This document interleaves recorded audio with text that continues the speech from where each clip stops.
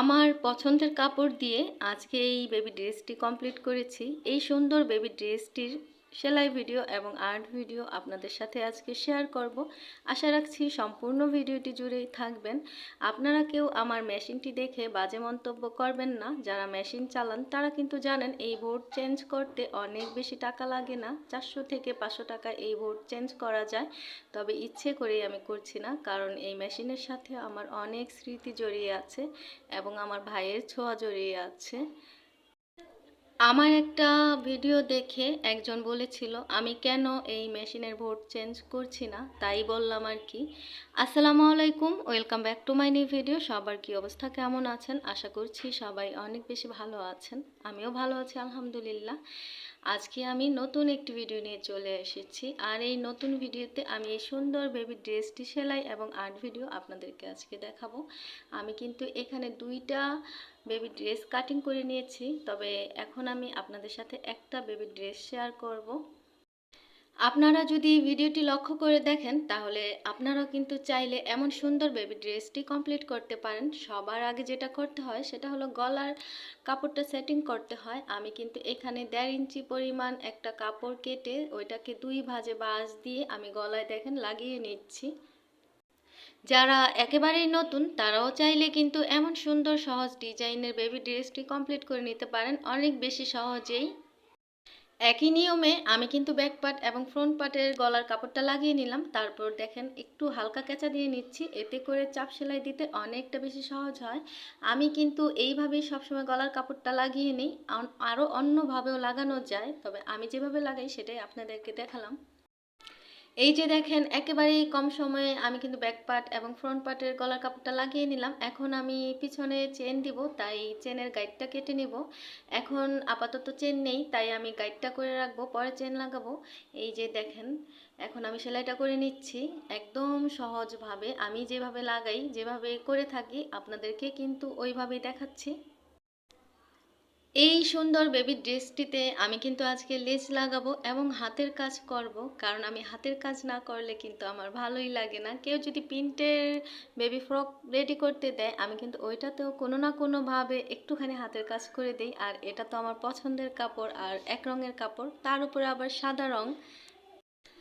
দেখেন আমি কিন্তু ফ্রন্ট পার্টটা সমান ভাঁজে ভাঁজ করে নিয়ে এখানে আরেকটা ভাঁজ দিয়ে নিচ্ছি, এতে করে আমি যে এখানে একটা ডিজাইন করব ওই ডিজাইনটা করতে অনেক বেশি সহজ হবে।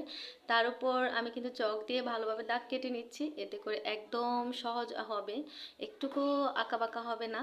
আর এই যে দেখেন এখানে আমি 3.5 ইঞ্চি কাপড় নিয়ে নিয়েছি, এটা দিয়ে আমি বুকের সাইডে কুচি দিব, কুচি করে ডিজাইন করব।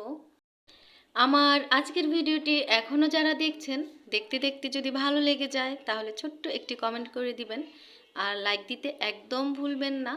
আর আপনি যদি আমার চ্যানেলে নতুন হয়ে থাকেন চাইলেই চ্যানেলটিকে সাবস্ক্রাইব করে নিতে পারেন। আর আপনি যদি অলরেডি এই কাজটি করে থেকে থাকেন তাহলে আপনাকে জানাই অসংখ্য ধন্যবাদ। আমি যে 3.5 ইঞ্চির কাপড়টা নিয়েছি ওইটা কিন্তু আমি গলার সাইডে বাঁ পাশ দিয়ে তারপর হচ্ছে উল্টো পাশ রেখে দেখেন আমি কিন্তু কুচি দিয়ে সেলাই করে নিলাম। সবসময় একটা কথা মনে রাখবেন, এই কুচি দেওয়ার পর উপরে যদি চাপ সেলাই না দেন তাহলে কিন্তু কুচিটা উপর দিকে উঠে থাকবে, তাই আপনি এখানে সুন্দরভাবে ভাঁজ করে একটা চাপ সেলাই দিয়ে নেবেন। আর আমি কিন্তু এই পাশেও সেমভাবে কুচিটা দিয়ে নিব। এই যে দেখেন আমি কিন্তু দোনো পাশে কুচিটা দিয়ে নিলাম। আর এই সুন্দর বেবির ড্রেসটি কিন্তু 8 মাসের বেবির জন্য আমি কমপ্লিট করছি। আর এই যে দেখেন কুচির উপর দিয়ে এখন আমি লেস লাগিয়ে নিব, সাদা রঙের লেস, সাদা কাপড়ে সাদা লেস। ভিডিওতে এত ভালো না বোঝা গেল, সামনে থেকে কিন্তু অনেক সুন্দর বোঝা গিয়েছে, সাদা রঙে সাদা লেস অনেক বেশি ভালো লেগেছে।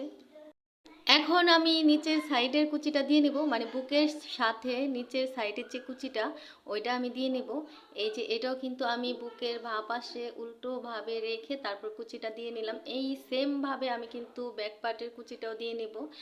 কুচি দেওয়া শেষ অলরেডি, এখন আমি কাঁধের জোড়াটা দিয়ে নেব। আপনার কিন্তু কাঁধের সেলাই বা সাইডের সেলাই হোক সেটা কিন্তু ডাবলভাবে দিয়ে নেবেন, এতে করে অনেক বেশি ভালো হবে। তবে আমি যে সাইডের সেলাইটা দেব, মানে একদম কমপ্লিট সেলাইটা যে দিব, ওই সেলাইয়ের আগে তো আমাকে ফিতা রেডি করতে হবে। বেবি ড্রেসে ফিতা না দিলে কিন্তু একদম ভালো লাগে না।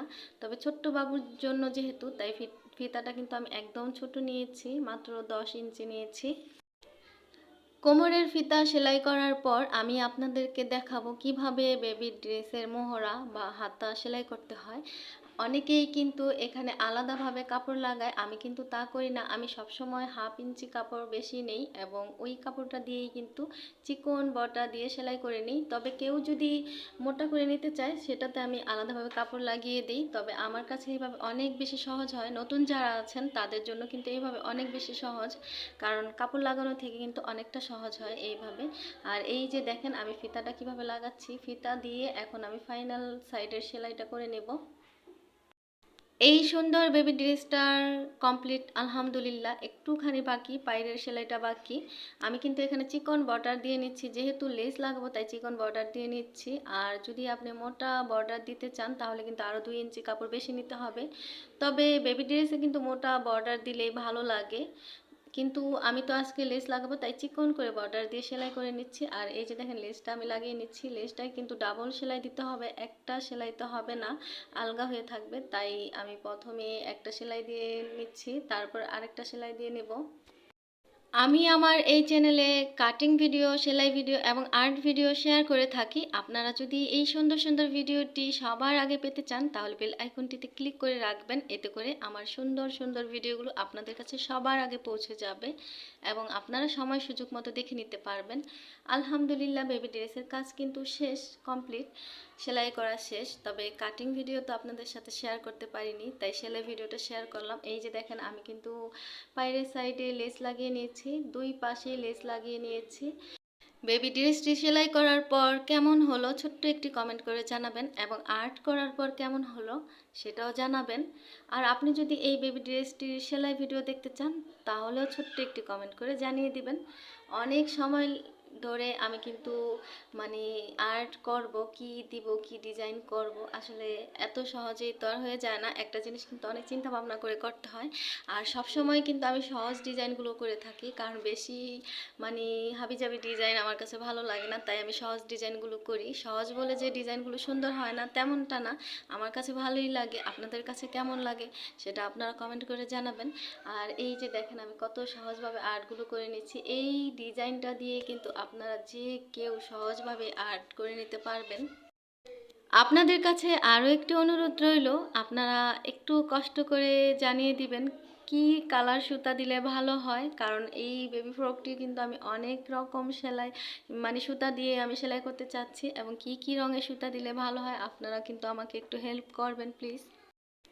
আর এই যে দেখেন আমি কিন্তু সরাসরি কলম দিয়ে আর্ট করছি। সরাসরি কলম দিয়ে আর্ট করার একটা কারণ আছে, আমি পেন্সিল খুঁজে পাচ্ছি না, কারণ রাফামণি এখন পেন্সিল দিয়ে লেখে না। অনেকগুলো পেন্সিল ছিল ঘরে, তবে এখন খুঁজে পাচ্ছি না। অবশেষে কি আর করব, কলম দিয়ে আর্ট করে নিচ্ছি। তবে কলম দিয়ে আর্ট করার সময় আমিও কিন্তু একটু মানে ভয়ে ভয়ে ছিলাম যদি উল্টাপাল্টা হয়ে যায়, কিন্তু যে না, মোটামুটি অবশেষে কিন্তু আর্ট করা শেষ হলো। আর বাকি যেটা একটু উল্টাপাল্টা থাকবে সেটা সেলাই করার সময় কিন্তু আমি ঠিক করে নিব। যারা নতুন আছেন তারা কিন্তু পেন্সিল দিয়ে আর্ট করবেন, কারণ কলমের এই কালিটা কিন্তু উঠতে চায় না, যেহেতু এটা পাতলা কাপড়, ঘষাঘষি করতে গেলে কাপড়টা কিন্তু নষ্ট হয়ে যাবে। আর যারা অভিজ্ঞ আছেন, যারা অনেক বেশি আর্ট করতে জানেন, তাদের তো কোনো কথাই নেই, তারা তো যে কোনো কিছু দিয়ে সহজভাবে আর্ট করে নিতে পারে। আমিও কিন্তু অতটা ভালো পারি না।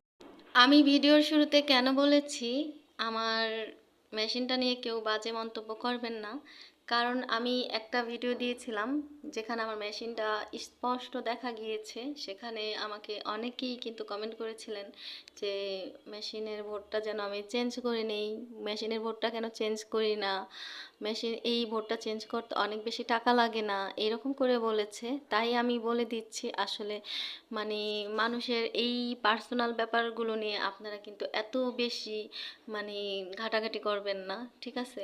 কারণ যারা মেশিন চালান তারা কিন্তু জানেন, আমি তো শুরুতেও বলেছি এই বোর্ডটার দাম কিন্তু অনেক বেশি না, চাইলে আমি চেঞ্জ করে নিতে পারি। যদিও আমার অনেক টাকা না আছে, কিন্তু এই বোর্ডটা চেঞ্জ করার মতো তো টাকা আছে, যেহেতু আমি কাজ করি।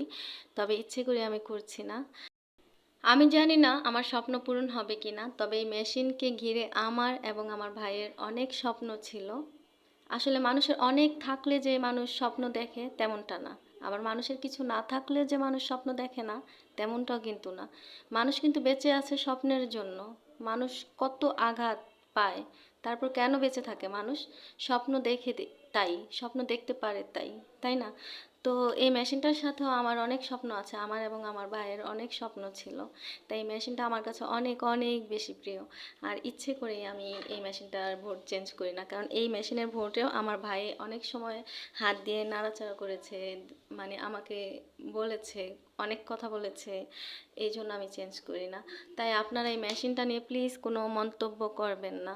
আমি বারবার কেন বলছি, কারণ আমার একটা ভিডিওতে অনেকেই বলেছিলেন, তাই বলছি। আমার আজকের ভিডিওটি কিন্তু সব ভিডিও থেকে অনেক বেশি বড় হয়ে গিয়েছে, তবু আমি আশা রাখছি আমার সম্পূর্ণ ভিডিওটি জুড়েই আপনারা থাকবেন। আমি কিন্তু ভিডিওর একেবারে শেষে চলে এসেছি, তাই আজকের মতো বিদায় নিতে হবে। আল্লাহ হাফেজ, আসসালামু আলাইকুম।